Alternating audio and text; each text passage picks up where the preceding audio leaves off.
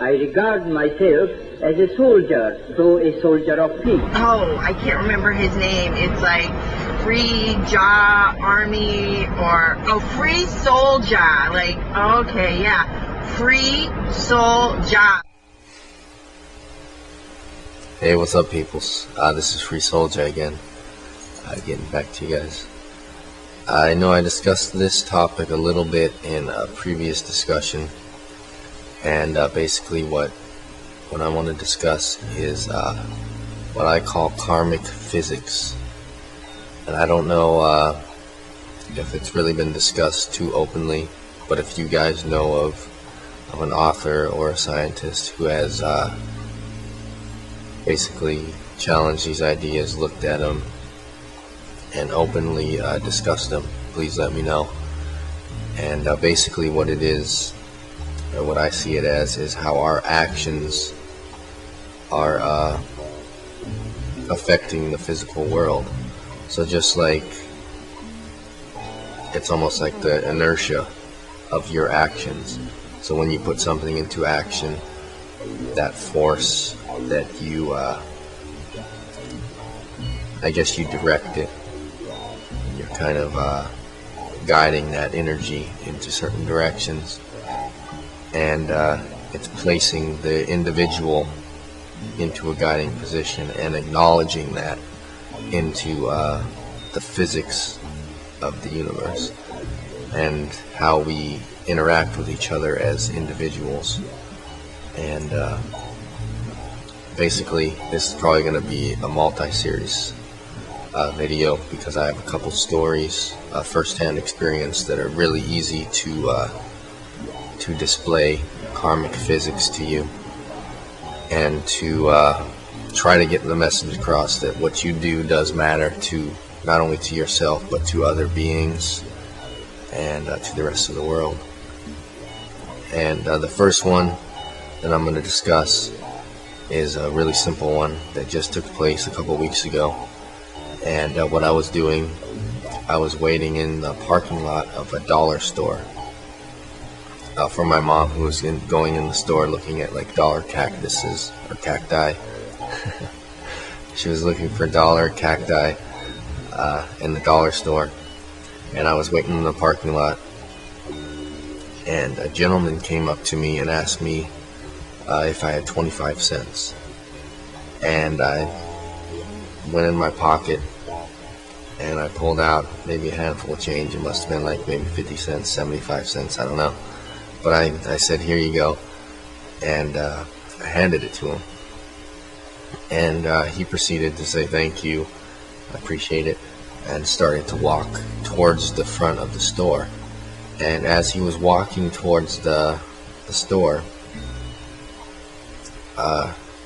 basically a car was backing too far out, and it was about to hit another car, and the dude was at the right perfect spot to yell stop, and he was like, hey, whoa, whoa, whoa, whoa.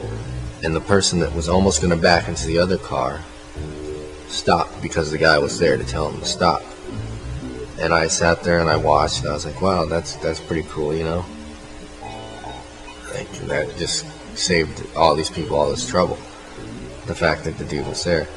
And so I sat there, I was thinking about that for a while, and my mom was in the store for a long time, so I went in there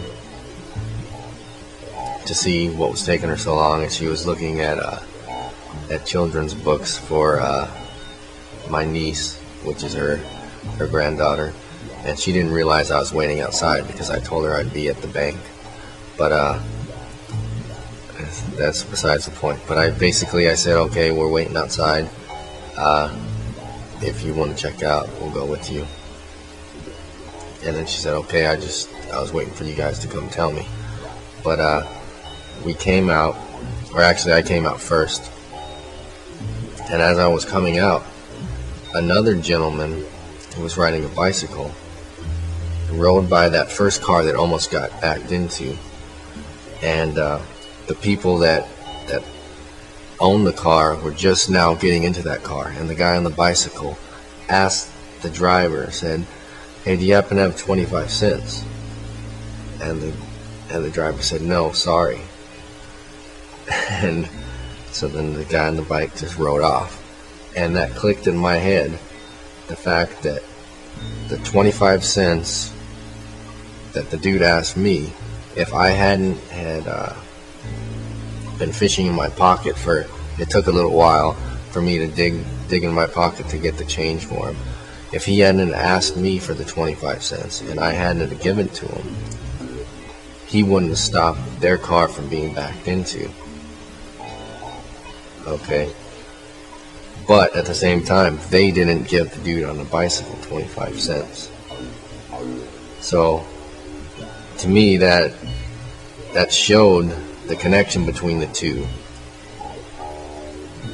Not only because of the coincidence, well, you can call it a coincidence, but the balance of the 25 cent factor, the question, in the karmic sense.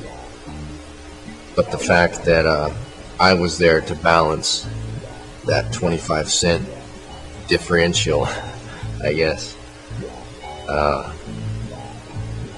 where the owners of the car refused to give to that dude on the bicycle. But I don't know, these things, they're really hard to explain, but if you look in how you live your life and the intricacies of everyday interactions, you will notice certain things like this taking place. And I have a few more stories that I want to tell, but I'm going to go ahead and cut this one short because I know they're going to take longer. But I think it's something to be explored and something to be discussed. And if you want to discuss it with me, that'd be cool. And if you have any, like I said, any reading recommendations, I'd be opening to check those out, because it's something that really interests me as well, is how we affect the world. And it's like our place in the world it's not stagnant, you know. It's always moving. It's constantly moving with our free will. And I'm interested to hear what you guys have to say, if you have any stories to share. And I have a few more that are really simple and easy. Some that are really complicated and I probably won't share. But I have at least 2 more that are really simple and easy, and it's almost like instant karma, as John Lennon would call it. And I will probably share those later. I don't know, maybe tonight. I'm going to think about it. One of them I have proof, like absolute proof of, which is packed away at the moment, so I'm going to have to wait on that one. But anyway, I'm kind of rambling at the moment, trying to wind this down. So until next time, this is Free Soul John. Keep the peace.